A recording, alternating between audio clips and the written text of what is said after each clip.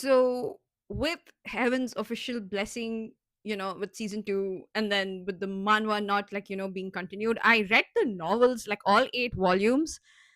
And I have got to say, oh my god, poor Xi Lian, Heaven's beloved, 3 times ascended God, and, sent back to the mortal realm, has gone through so much. Like, can you imagine 800 years of torture? Can you imagine the very people who worshipped you once as their god are the very same people who are out to get you because some weirdo told them that this is the only way to rectify the wrong that is happening within the Xianle country?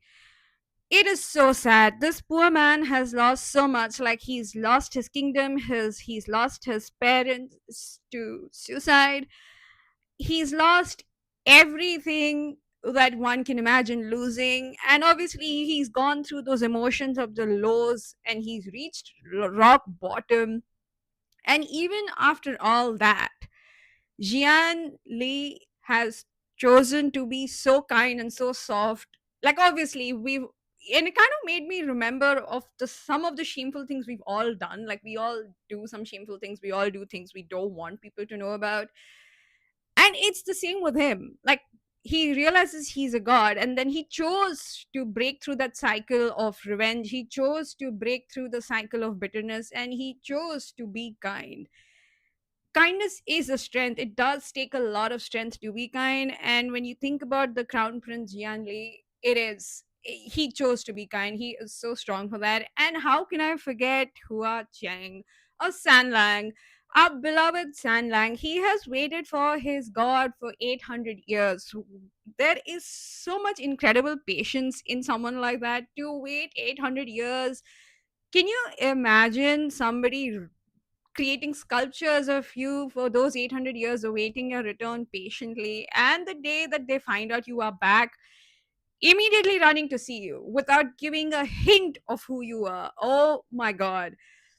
I can, and when Jianli realizes that Hua Cheng or Sanlang has seen him through his lowest of low, that is when he realizes what it is like to be loved so unconditionally by someone, even if it's just one believer, even if it's just one worshiper.